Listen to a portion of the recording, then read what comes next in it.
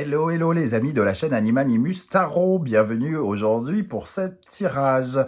Nous regardons aujourd'hui les énergies qui vous accompagneront en décembre 2023 dans le secteur professionnel, vie quotidienne.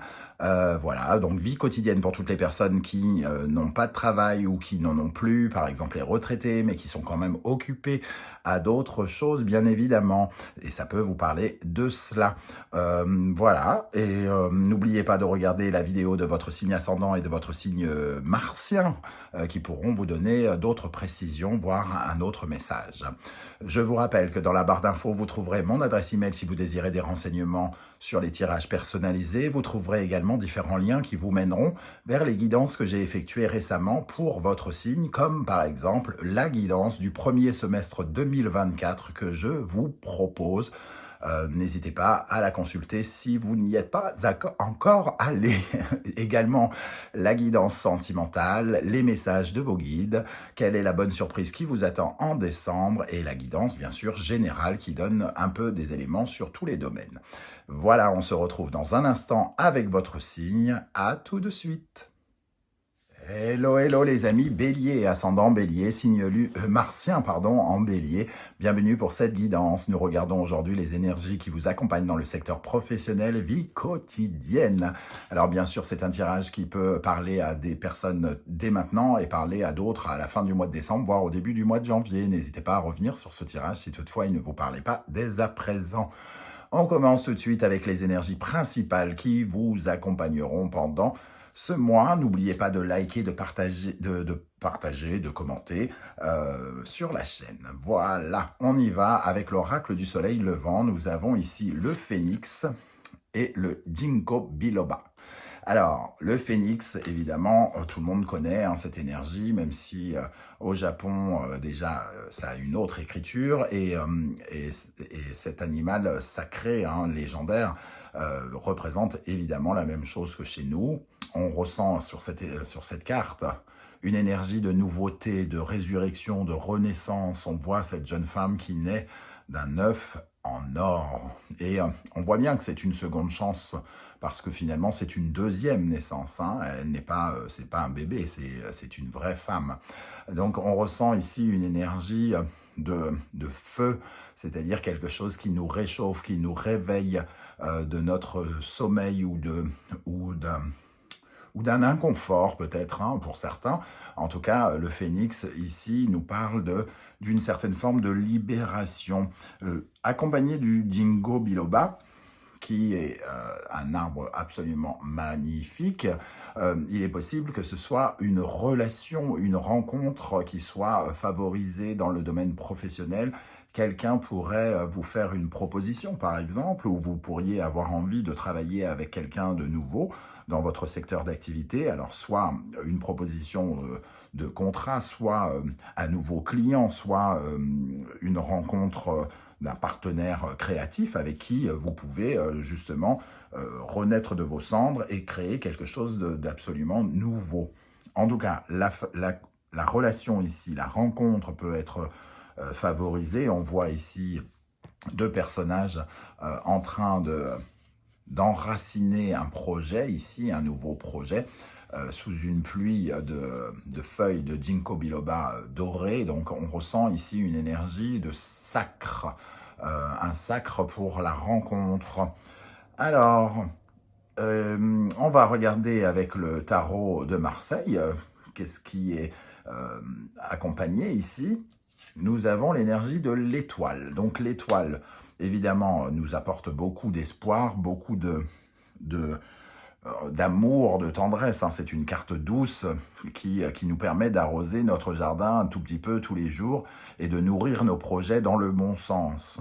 L'étoile vient simplifier les situations en général, elle vous aide, c'est un soutien. Donc avec le ginkgo biloba et l'étoile, on peut avoir le sentiment que vous recevrez un coup de main, un coup de main du destin et par l'intermédiaire d'une personne, vraisemblablement. En tout cas, c'est une aide la plupart du temps qui ne demande rien en échange quelque part. Mais c'est une aide providentielle ici, hein, puisqu'on ressent déjà cette énergie de renaissance. Alors évidemment, ce phénix ici, il ne nous parle pas d'un renouveau là, tout de suite, maintenant, dans la vie professionnelle, hein. Je pense que c'est quelque chose qui est engagé depuis quelque temps, surtout pour toutes les personnes qui ont mis en place de nouvelles choses. Ici, c'est le début on va dire, ça commence à être le début de l'aventure, même si vous avez déjà semé des petites graines. Ici, il y a peut-être une graine qui prend particulièrement sur un projet, notamment à plusieurs ou avec quelqu'un qui vous tend la main par rapport à l'un de vos projets.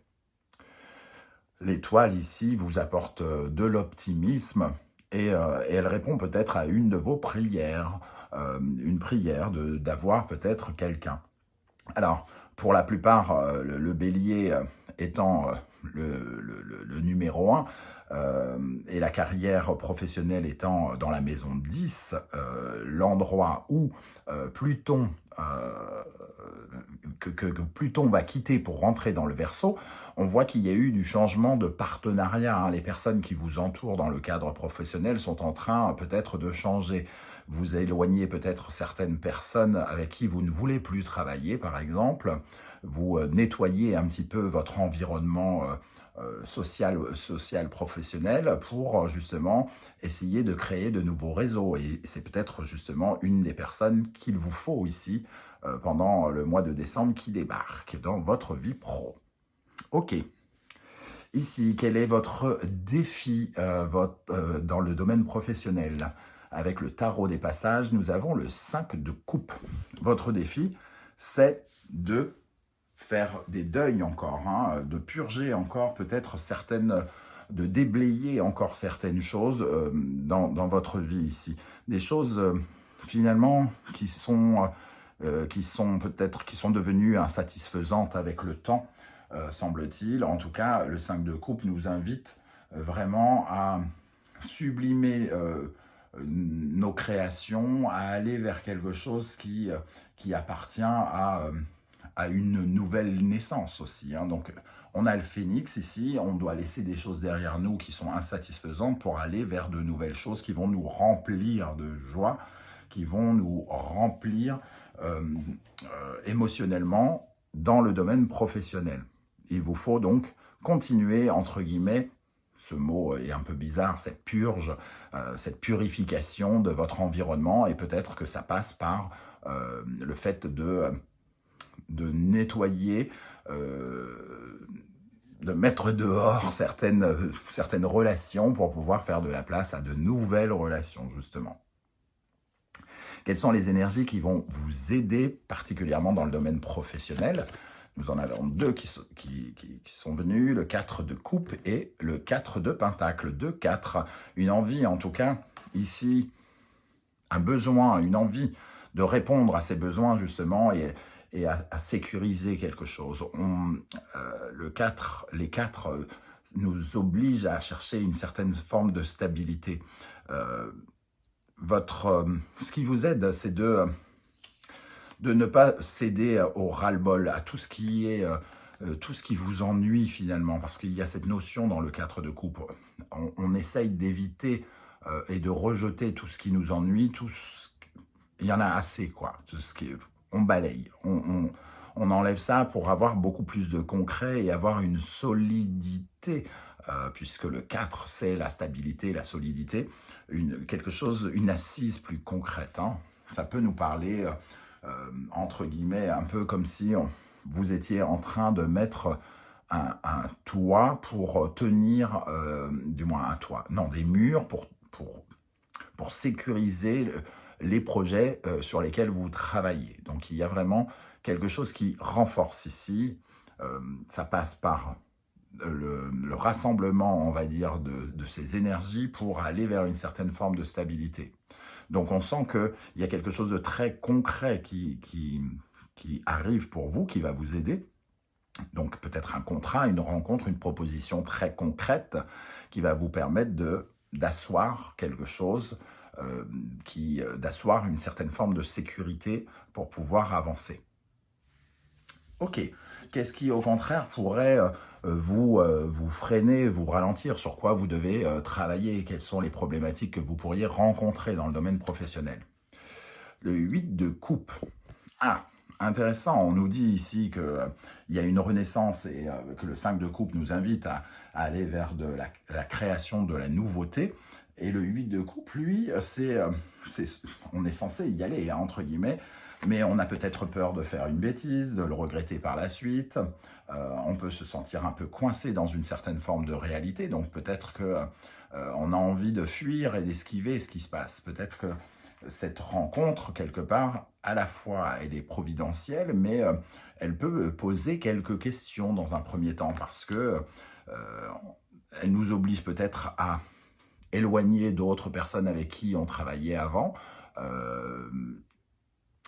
pour sélectionner cette personne, sauf qu'on la connaît peut-être pas, et on ne sait pas ce que ça vaut, entre guillemets. Hein. Donc, ce 8 de coupe, peut-être, peut nous freiner, justement. On a peut-être tendance à se sentir un peu prisonnier, comme si on était poussé vraiment dans cette direction, et on ne s'y attend peut-être pas, tout simplement. Hein. Donc, il peut y avoir aussi ça.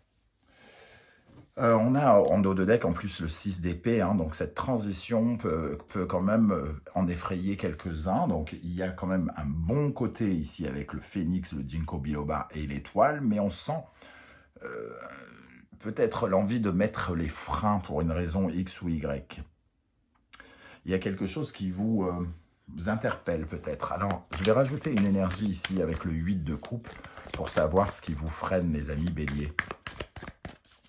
Pourquoi vous pourriez avoir envie de fuir cette situation? Le 5 de Pentacle. Le 5 de Pentacle, peut-être que c'est quelque chose sur lequel vous vous sentez impuissant. Alors, se sentir impuissant, c'est peut-être penser qu'on n'est pas sûr de soi.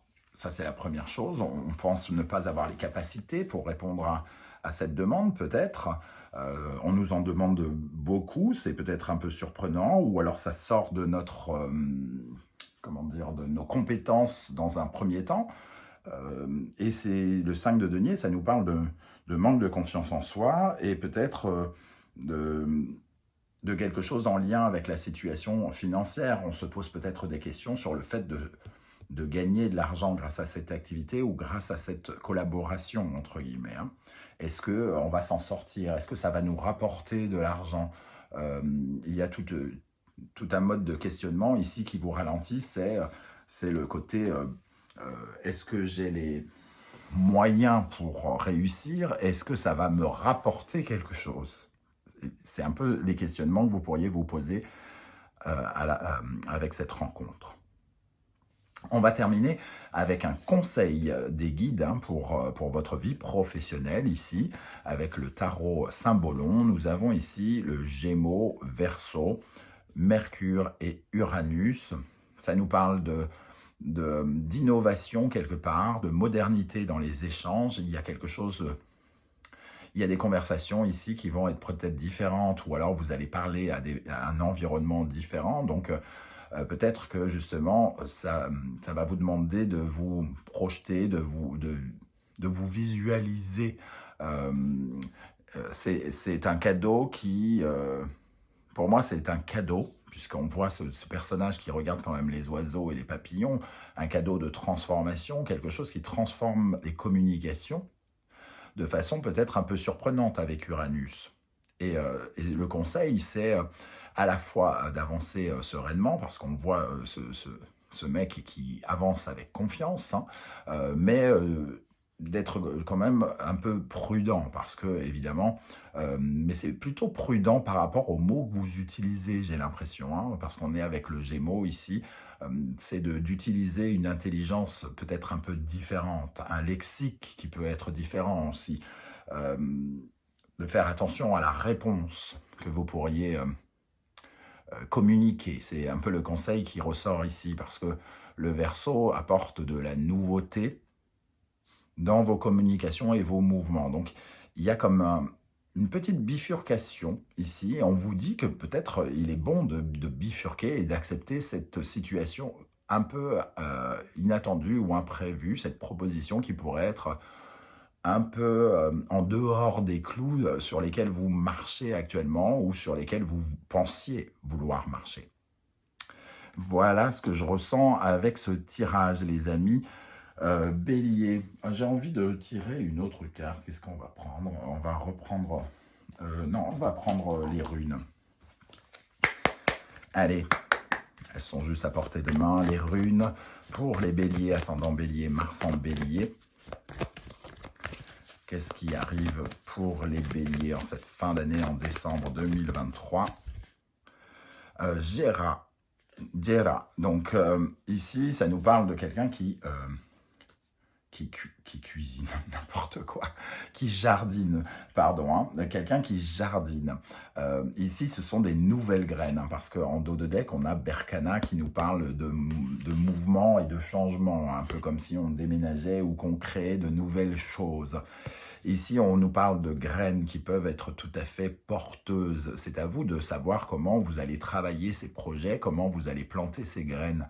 À vous de déterminer quelles sont les graines positives et donc bénéfiques, celles qui vont faire des fruits et vous rapporter, et celles qui ne rapporteront rien. Il faudra analyser ici le potentiel, entre guillemets, de ce qui vient vers vous. Mais de toute façon, vous savez aussi que le travail du jardinier et donc de votre travail aussi, ce sera d'utiliser ces graines et de les travailler, de les nourrir, de les arroser, un peu comme l'étoile ici, hein, quelque chose à arroser un peu tous les jours pour construire l'avenir de demain. Mais il y a potentiellement de grands résultats, parce qu'ici, ça nous parle aussi de récoltes potentielles, hein, des récoltes qui pourraient venir. Donc c'est une proposition sans doute à énormément considérer et ne pas, ne pas la fuir, vraiment analyser ce qui vient pour savoir ce que ça peut évidemment rapporter. Voilà les amis béliers, comment je ressens ce tirage. J'espère que vous serez nombreux à venir commenter ici dès votre visionnage ou un peu après, pendant le mois de décembre, pour me dire comment ça a bougé. J'aurai plaisir à vous lire. Si vous ne voulez pas étaler votre vie sur YouTube, un petit emoji, un petit commentaire, un coucou, un salut, juste pour me dire que vous existez dans la vraie vie, dans la matière, pas comme un fantôme. Et j'aurai plaisir à vous saluer à mon tour. Je vous remercie en tout cas pour vos likes, vos partages, vos demandes d'abonnement et vos commentaires qui me vont droit au cœur. Je vous rappelle que la guidance du premier semestre 2024 est à votre disposition sur la chaîne. Le lien est dans la barre d'infos juste en dessous. On se retrouve très bientôt pour les dernières guidances de l'année. En attendant, prenez bien soin de vous les amis béliers et à très bientôt. Ciao, ciao.